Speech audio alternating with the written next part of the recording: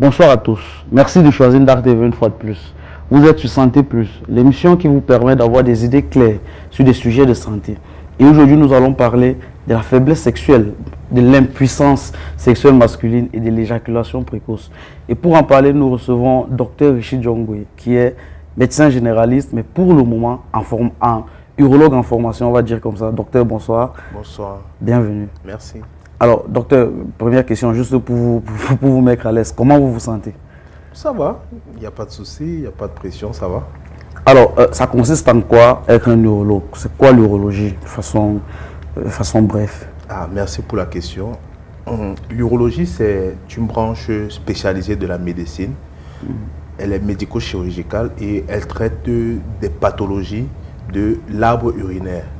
Okay. L'arbre urinaire qui va des reins et qui comporte les urétères jusqu'au méa urétral. Okay. D'accord. Et on a l'habitude de le dire, l'urologue est un peu comme est pour l'homme ce que le gynécologue est pour la femme.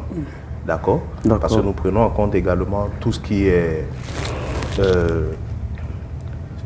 qu'est-ce que je vais dire? Nous prenons en compte tout ce qui est problème d'infection urinaire et chez l'homme, des infections sexuellement transmissibles. Docteur, c'est donc juste de dire que l'urologue, c'est le médecin des hommes? En partie, mais ce n'est pas totalement juste parce que l'urologue également traite les femmes. Parce que tout ce qui est problème sur l'arbre urinaire et qui nécessite une prise en charge chirurgicale, on fera recours forcément à un urologue. Okay. Donc l'urologue traite les hommes, mais traite également les femmes. Ok, alors docteur, avec votre accord, on va entrer tout de suite dans les sujets qui nous intéressent. On va commencer avec l'impuissance sexuelle masculine. Okay. Alors, je ne sais pas si c'est la bonne formulation, l'impuissance sexuelle masculine. Vous me corrigerez si tel n'est pas le cas. Alors, définissez-nous de façon brève, c'est quoi l'impuissance sexuelle masculine? D'accord. Ok, l'impuissance sexuelle masculine ou dysfonctionnement érectile. Okay. D'accord. Dans notre jargon, nous disons plus un dysfonctionnement érectile. C'est vrai que l'impuissance va englober plusieurs paramètres, mais on va se limiter au facteur ou à dysfonctionnement érectile. C'est une inaptitude partielle ou totale, d'accord, d'obtenir et de maintenir une érection suffisante pour tenir un rapport sexuel satisfaisant. Ça voudrait dire quoi? Ça voudrait dire que soit vous pouvez vous mettre en érection, mais l'érection n'est pas suffisante. Ça veut dire que vous avez une érection qui est dite molle, d'accord? Ou vous êtes même en incapacité totale de vous mettre en érection. C'est ça? Ok, c'est ça l'impuissance sexuelle masculine. Voilà. Alors, quelles peuvent être les causes du fait qu'un homme ne puisse pas, téléspectateurs, pardonnez l'expression, quelles peuvent être les causes du fait qu'un homme ne puisse pas se mettre debout, en tout cas? Parce que c'est comme ça que certains comprendront, comprendront le sujet. Oui, bien sûr. En tout cas, il faut comprendre que les causes sont multifactorielles. On est d'accord? On va aller d'abord sur les causes psychologiques.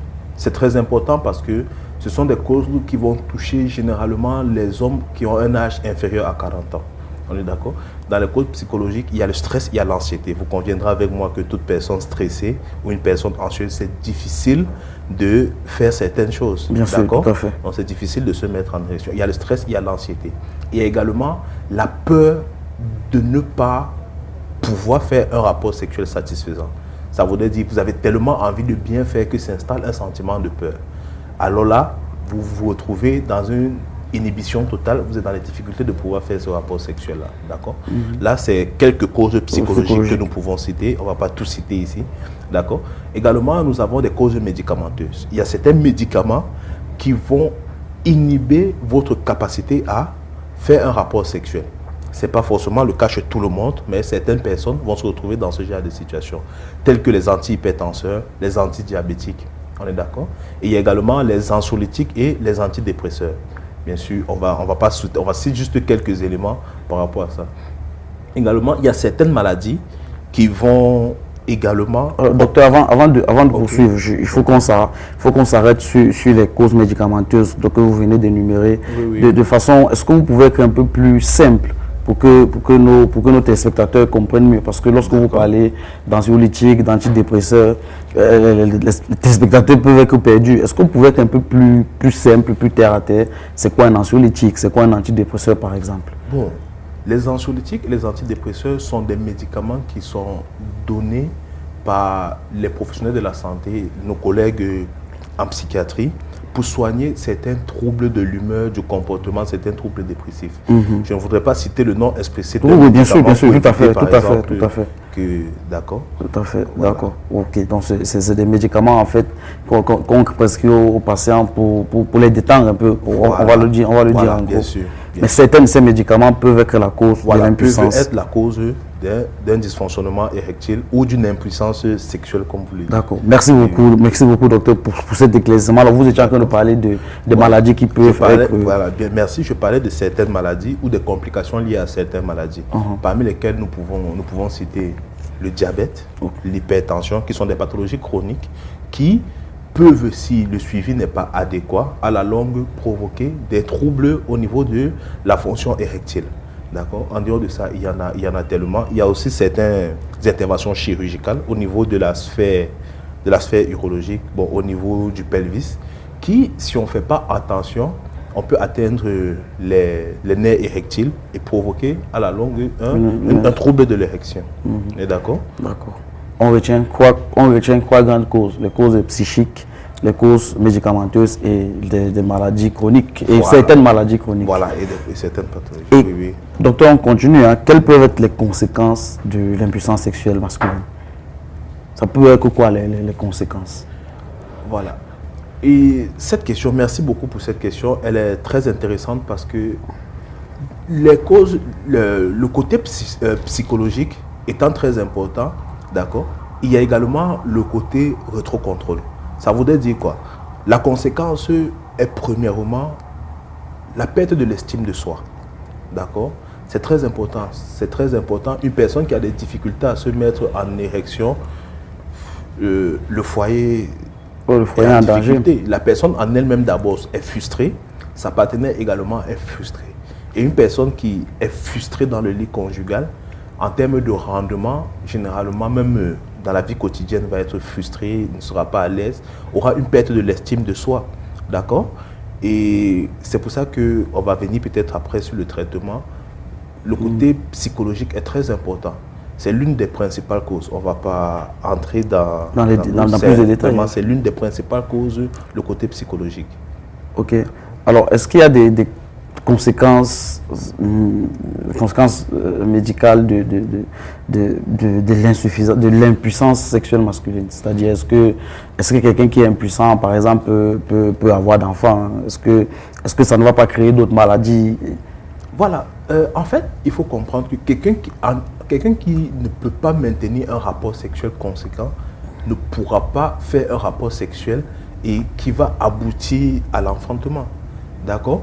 Sauf s'il va vouloir passer par d'autres méthodes qui sont la procréation médicalement assistée. Mais si vous êtes dans l'incapacité de maintenir un rapport sexuel, ça voudrait dire que c'est très difficile que par la voie normale pour l'enfantement que vous puissiez avoir un enfant. Alors, docteur, on a beaucoup parlé de cette pathologie. Maintenant, j'aimerais savoir, est-ce qu'il y a un traitement adéquat, est-ce qu'il y a un traitement pour l'insuffisance sexuelle masculine? Oui, bon, il y a un traitement pour toute chose. Généralement, il y a un traitement. Le traitement sera également multifocal, si vous me le permettez. Bien sûr, allez-y. Dans un premier temps, on peut faire, chez une personne qui arrive à avoir un peu d'érection, mais sans pouvoir la maintenir, il faut d'abord savoir quelle est la cause. Si la cause est liée à la prise d'un médicament, il va falloir réajuster les doses des médicaments. D'accord? Ou changer complètement le médicament. On est d'accord? Si la cause est due, par exemple, à la complication, par exemple, de son hypertension artérielle ou de son diabète, d'accord? Il va falloir trouver peut-être d'autres méthodes ou d'autres médicaments qui pourront l'aider à soutenir et à maintenir une érection. Par exemple, côté médicaments, on a les inhibiteurs de la phosphodiestérase de type 5. Bon, vous allez me demander c'est quoi? Tout à fait. Il faut savoir d'abord que la phosphodiestérase de type 5, d'accord, comme estérase, c'est une enzyme qui est sécrétée par l'organisme pour faciliter le retour du pénis à l'état de flaccidité, donc à l'état de repos. Donc les inhibiteurs de la phosphodiestérase de type 5 vont empêcher cette enzyme-là d'agir et va favoriser une érection qui est une érection prolongée et un peu plus dure. On est d'accord? Mais ce médicament n'est pas donné chez tout le monde parce que son mécanisme d'action, son principe actif, c'est quoi? C'est que ça favorise l'afflux du sang au niveau des corps caverneux, au niveau des artères des corps caverneux pour favoriser une érection. D'accord? Donc, vu qu'il y aura une très grande afflux, le cœur va pomper plus. Donc, on va éviter de donner ces médicaments chez des personnes qui ont des problèmes cardiovasculaires, par exemple. Ok. On est d'accord? D'accord. Maintenant, on peut avoir... Il y a d'autres médicaments et maintenant il y a aussi la chirurgie. Si on voit par exemple que sur le plan médicamenteux ça ne donne pas, on peut faire des implants intrapéniens pour favoriser l'érection. Le malade peut l'activer de façon manuelle. Mais est-ce que c'est superflu de dire que la chirurgie c'est le dernier recours du traitement? Oui, la chirurgie bien évidemment c'est le dernier recours. Alors, docteur, je voudrais qu'on revienne un peu, on revient un peu en arrière si vous le permettez.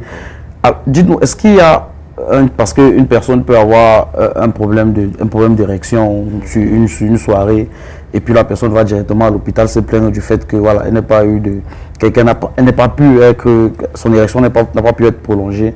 Est-ce qu'il y a un temps précis, est-ce qu'il y a une façon de constater une impuissance déclarée chez quelqu'un? D'accord. En fait,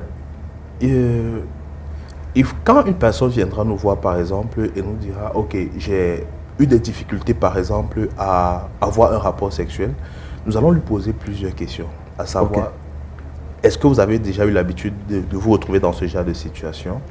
Est-ce que si le patient nous dit non, on dit ok, c'est la première fois, il nous fait comprendre ok, c'est la première fois, nous allons pousser l'interrogatoire. Est-ce que vous avez des problèmes avec votre femme? Est-ce que vous êtes stressé au boulot? Est-ce que vous avez une journée difficile? Nous allons vous poser beaucoup de questions. Qu'est-ce que vous avez pris? Quels sont les médicaments que vous prenez? Est-ce que vous avez pris... En fonction des réponses que le monsieur va nous poser, ok, nous pouvons observer, prendre une période d'observation ou pousser la recherche. Si sur le plan interrogatoire, nous n'avons rien trouvé, nous pouvons aller au niveau des examens complémentaires pour voir s'il n'y a pas un souci en deçà, si cette manifestation ne cache pas en dessous une pathologie chronique sous-jacente. Si on ne trouve rien, on peut donner des vitamines au malade juste pour le stimuler, le mettre en confiance et lui faire comprendre que bon, une panne sexuelle peut arriver une fois, ce n'est pas forcément un problème, d'accord, et d'aller et de revenir si la situation persiste. Alors voilà, merci beaucoup. Donc c'est un long processus avant de déclarer que quelqu'un... Bien sûr, c'est un très long processus. Alors le deuxième sujet qu'on va évoquer aujourd'hui, j'aimerais savoir, je vais vous poser la question et ça va permettre d'embrayer directement sur le sujet. Est-ce que l'éjaculation précoce peut être considérée comme une sorte d'impuissance sexuelle? Pas vraiment. Et il faut faire très attention parce que il y a beaucoup de personnes qui traitent l'éjaculation précoce forcément comme une maladie. Alors que ce n'est pas forcément une maladie, d'accord? C'est un trouble qui n'est pas forcément une maladie. Et l'éjaculation précoce dépend d'une situation ponctuelle, parfois chez certaines personnes. D'accord. Donc vous avez embrayé sur ma prochaine question, ça prouve que vous n'êtes pas loin d'être un génie. Vous avez embrayé sur ma prochaine question qui était de savoir si l'éjaculation précoce est une pathologie, est une maladie. Et je crois que vous avez déjà un peu répondu à cette question en disant que c'est un problème, mais pas nécessairement une maladie. Alors, mais quand est-ce qu'on parle d'éjaculation précoce, alors? Voilà, ok. Bon, il faut savoir que l'éjaculation précoce, d'accord, peut être une définition très simple, peut être définie comme une éjaculation rapide, d'accord, qui n'est pas voulue, que ce soit par l'homme ou par sa partenaire. On est d'accord? Et maintenant, si on va en termes de moyenne, il est très difficile de se situer dans ce genre de contexte parce que il y a une étude qui a été menée qui dit un rapport sexuel, c'était un groupe de personnes, mais il faut comprendre que ce groupe de personnes n'est pas représentatif forcément de toute la population. Parce qu'il faut tenir compte de plusieurs paramètres dans la population. Non, de plusieurs paramètres lorsqu'on parle d'éjaculation. Tout à fait. D'accord. Qui disait que il y a une moyenne en fait, c'est de 3 à 7 minutes, peut être considéré comme étant normal ou acceptable, avec la médiane à 5,4 minutes.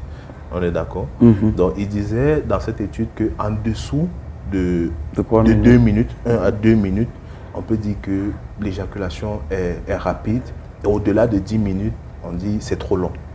On est d'accord? Ok. Mais il faut tenir compte d'un facteur qui est très important, c'est que chez une personne qui n'a pas de rapport sexuel fréquemment, d'accord, c'est normal qu'il se retrouve dans une situation qu'on pourrait qualifier d'éjaculation précoce. D'accord? Ou chez une personne qui a un rapport sexuel avec sa partenaire sexuelle pour la première fois, par exemple. Ça veut dire qu'il y a encore tous les hormones, il y a encore tout l'engouement. C'est probable et c'est possible qu'il se retrouve également dans la caractéristique des personnes qu'on qualifierait d'éjaculateurs précoces. On est d'accord? Maintenant, en termes d'éjaculation précoce, il y a deux entités à prendre en compte. Il y a l'éjaculation précoce primaire et l'éjaculation précoce secondaire. Primaire, lorsque elle survient chaque fois que vous faites un rapport sexuel avec votre partenaire ou avec d'autres partenaires. On est d'accord? Donc, elle est permanente et elle est tout le temps comme ça. Là, on qualifiera cela d'éjaculation précoce primaire. Mais on peut également parler d'éjaculation précoce secondaire lorsque vous n'aviez pas un problème d'éjaculation précoce, mais quelques temps après ou subitement, vous vous rendez compte que vous n'arrivez plus à avoir un rapport sexuel satisfaisant qui va au-delà du temps que vous faisiez avant. Là, c'est une éjaculation précoce secondaire qui sont, si j'empiète un peu probablement, qui sont généralement dus à des problèmes soit psychologiques, à des infections ou à d'autres petits problèmes. Ah, décidément, docteur, je confirme, vous êtes un génie. Vous venez encore d'embrouiller sur ma prochaine. Je ne saurais me qualifier de génie. En tout cas, c'est comme si vous lisez dans mes pensées et surtout sur mon bord. Alors, quelles peuvent, d'après vous, être les causes de l'éjaculation précoce? D'accord. Ok. Il faut savoir que l'éjaculation précoce, on aurait dû même le dire en amont avant de commencer, avec le dysfonctionnement érectile, font partie des troubles sexuels masculins les plus fréquents. Et les causes d'une éjaculation précoce, il y a le stress, il y a l'anxiété. Bizarrement, le stress peut inhiber le fait de vous mettre en érection, mais également peut vous empêcher de profiter de l'érection que vous avez eue, si vous me permettez l'expression. Bien sûr. De profiter de l'érection que vous avez eue. À peine vous avez commencé votre rapport sexuel, le stress va vous faire, vous allez éjaculer rapidement. On est d'accord? Il y a également l'anxiété. Ça va toujours dans le même ordre d'idées. Il y a également, comme je l'ai dit précédemment, une nouvelle partenaire sexuelle. L'engouement, l'excitabilité. Mais également, il y a, sur des petites causes encore plus, il y a l'hypersensibilité au niveau du gland. Il y a des personnes qui sont un peu plus sensibles au niveau des glands. Il y en a qui sont moins sensibles. Alors, on s'arrête un instant. C'est quoi le gland? C'est pour nos téléspectateurs. Hein. Ok. Bon, pour dire en langage familier, c'est la tête du pénis. Ok. C'est la tête du pénis. D'accord. Il y a des personnes qui sont plus sensibles, il y en a qui sont moins sensibles au niveau du gland. D'accord?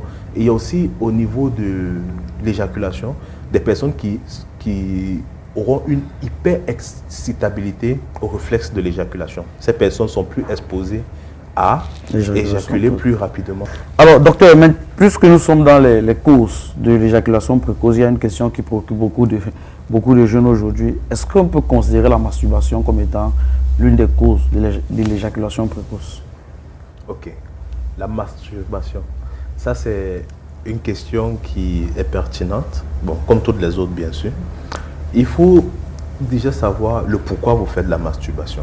La masturbation, chez certaines personnes, peut être comme un entraînement qui peut leur permettre à découvrir des nouvelles techniques pour faire durer leur éjaculation. Mais elle peut également être un problème.